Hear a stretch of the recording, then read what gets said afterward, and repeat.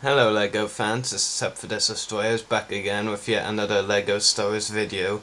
Not a LEGO Star Wars review this time, but I decided I might as well do a video of my thoughts so far on the rumour list of the LEGO January 2013 regular releases, not including exclusives of course, posted by Jedi News, so just thought I'd throw my thoughts on the wave in there. Now, as some of you may know, I was fairly disappointed in this year, 2012, LEGO showing. The sets, most of them didn't honestly appeal to me. The Clone Wars ones, the ones I'm mainly interested in, the set choice for the Clone Wars one seemed a bit poor and like random a bit. Sure, the Arc Trooper Battle Pack, well, the Battle Pack with the Arc Trooper, it wasn't just Arc Troopers. See, as there was only one Arc Trooper. That was a nice Battle Pack. I felt it was the best Battle Pack LEGO had given us.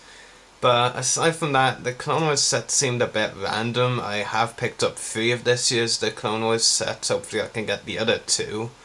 The other 2 being Free Vistas Fighter and the Malevolence. Aside from that, not much really appealed to me that much. I did get the Endor Battle Pack, which I thought was a neat little set, but it wasn't anything spectacular. The Lobot Planet set was pretty good, and the Suburban Planet set as well. I think that's basically been all my LEGO Star Wars purchases this year, which isn't that much at all. Anyway, on to the rumour list. It's marginally better, in my opinion at least. I know there are a lot of people. I've been reading Eurobricks forums, I've been following my Facebook LEGO Star Wars pages like for 2013. And I do know and am aware that maybe the majority of people would disagree with me that it's better than the 2012 wave. And you know, on Eurobricks forums especially, there's a lot of original trilogy LEGO collectors, you know, because it's mainly an adult forum. But I just think this wave is marginally better. I mean, sure, the original trilogy January sets were improvements, but they were just re-releases of the same ship for like, it's impossible to count how many times.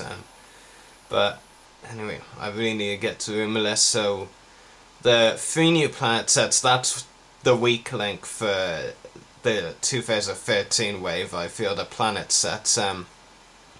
What I felt with the 2012 ones, and why I didn't complain about them too much, is because, you know, that it seemed like a way to start us off on planet sets. It wasn't like trying to give us all the best ones right away. No, they were introducing us to them. That's what it seemed like.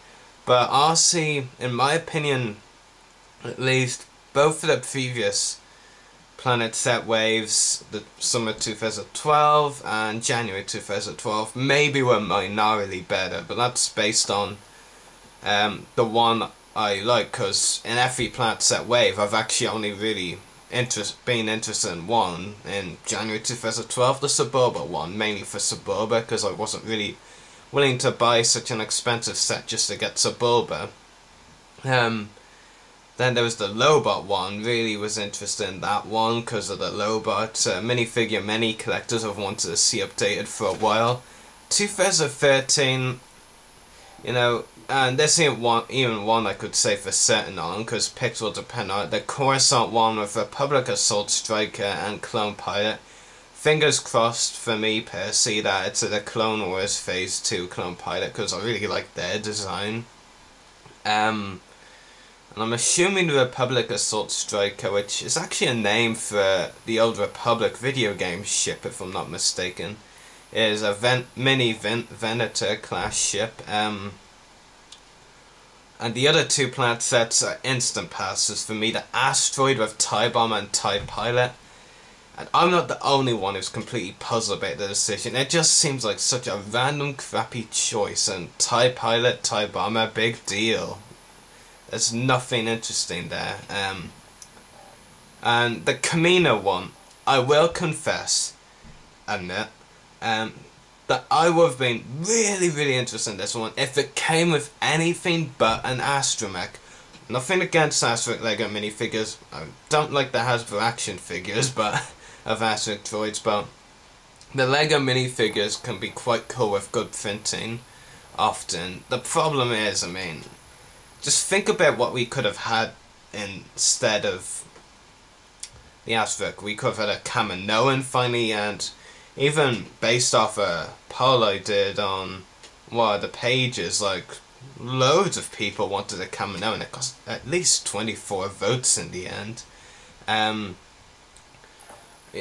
Well, I know Kaminoan pretty unlikely, so I won't really go into that, but new Jango Fett, new Boba Fett maybe, new Obi-Wan, I mean, that's honestly what I'm surprised about. They're giving us an updated R4P17 by a center of Obi-Wan's Master Droid, but they could have put Obi-Wan in the Plaza. Any of those, Kaminoan, Jango, even a new Obi-Wan from Attack of the Clones, I would have bought it. They put the one thing in it that would make me have to pass, and Lego did that. So I'm passing on the Kamino one probably, unless the plant set looks really good. But even then it would be kind of hard for me to buy it. The battle packs, regardless of how good they are or anything, I always buy the battle packs, to be honest. And this year's, well, not this year's, the 2 January rumoured ones, they sound pretty decent actually. I think they sound really good. The Old Republic one, which from what I hear comes with 2 Republic troopers, 2 Sith troopers, and a small speeder of sorts. That sounds very interesting. Sith troopers are apparently along the same lines as the ones from the Fury class Interceptor, but with a bit more red or something. I'm not too sure. I haven't played the Old Republic personally, so I'm not too sure. I've looked up images, I've looked up the collectibles Hasbro and Lego of the Old Republic, but I haven't actually played the game personally. And 2 Republic troopers, I'm hoping that they're helmeted ones, because of course in the Striker class Starfire set we got Jace Malcolm, but he didn't come with a helmet, which is a bit of a disappointment, I guess. Then the other one, which could be really good, and that is Clone Troopers v Droidekas Battle Pack. I'm really hoping it's, you know, generic Phase 2 clones from the Clone Wars, so that we can troop build them, you know, plain white ones. Though I wouldn't say no if they were a specific legion, like the 501st, 212th or something.